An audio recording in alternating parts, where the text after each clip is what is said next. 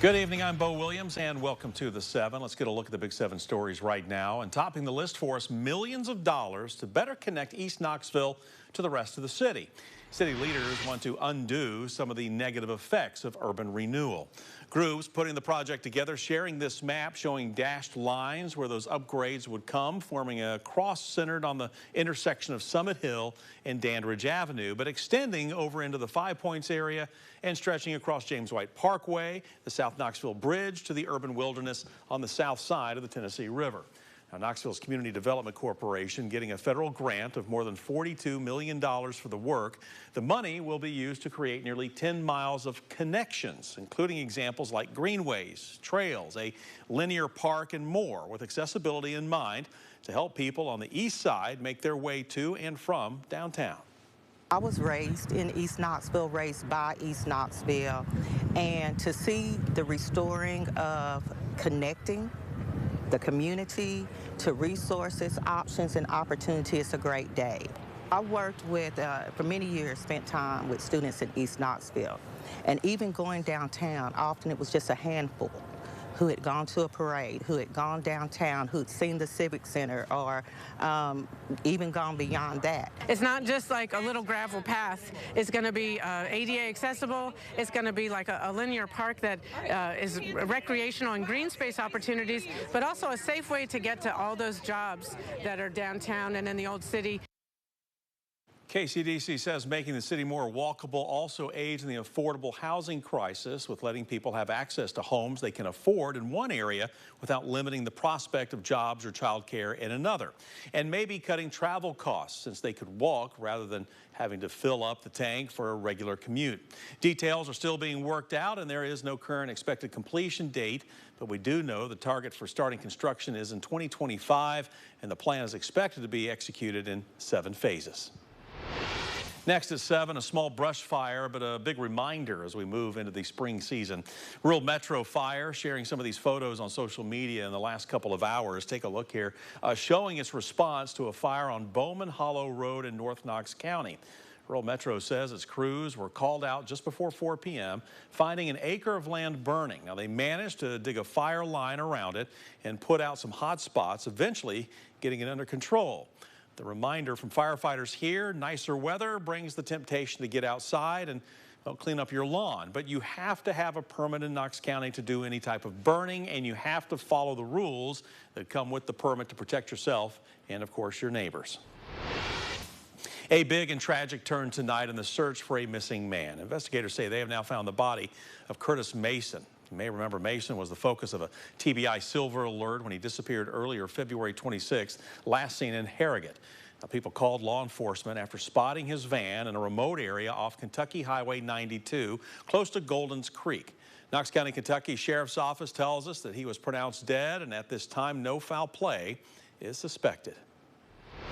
Next on our big story list for you tonight, a call for community help with the Sevier Animal Care Center, extremely over capacity right now. The situation is so bad that for the first time ever, the center has had to place dogs in the outside runs and in temporary pop-up crates throughout the facility. The shelter is completely shut down, intake, until there's more room for animals, so organizers are hoping local families can adopt or foster a pet during this time of need. All adoption fees are waived until further notice because of the full kennels. Now, the Sevier County Animal Care Center also just posted a request for donations on social media. The shelter is currently in need of blankets, towels, sheets, or any kind of bedding that can be used to comfort the animals. We're told the facility, located on Dolly Parton Parkway in Sevierville, is also low on dog and cat food, cat carriers, and toys. So if you're able to help out, please do. And another way you can help, a month from now, is the special Black Denim and Diamonds fundraiser benefiting the Sevier Animal Care Center. Now, there will be food, music, along with silent and live auctions. So you will have the opportunity to bid on original and signed fine art, pottery, handcrafted jewelry, and baskets from local businesses. Black Denim and Diamonds is coming up on Friday, April 12th at the historic Swan Stables Wedding and Events Center. And you can get your tickets or look at the current adoptable animals at the shelter by heading to SevierAnimalCareCenter.com. Well, a strange stolen vehicle case in our next Big 7 story for you tonight, and well, you can see why. The vehicle taken, a school bus, London, Kentucky police say this happened last night. It was around 10:45. Officers received a 911 call that a school bus had wrecked into a ditch along Middle Ground Way. A witness told officers that they saw a younger man dressed all in black crawl out of the bus and run. A short time later, officers saw a man matching that description running down South Laurel Road. When talking with that man, identified now as 26-year-old John Driscoll, officers say he smelled strongly of alcohol. Driscoll apparently admitted he had been drinking some Fireball whiskey and that he stole the school bus from South Laurel High School. Driscoll was taken into custody, charged with DUI, theft, criminal mischief, and leaving the scene of an accident. People in and around Morristown, you could have a big say now in the future of transportation for your community. That's the hope of leaders putting out a survey now on transportation needs. Those responses would go into a plan for future road projects, plus walking trails and bike lanes as the city looks ahead over the next 2 decades. So if you have an idea or a concern about getting around, well, the city of Morristown wants to hear it. Whether it's, enhanced sidewalks, multi-purpose trails, and public transit. Morristown, only 3 years ago, started up a public bus system, and it's growing. So we need to know where future routes might go, and so that kind of feedback is necessary because want a plan that reflects the community's needs.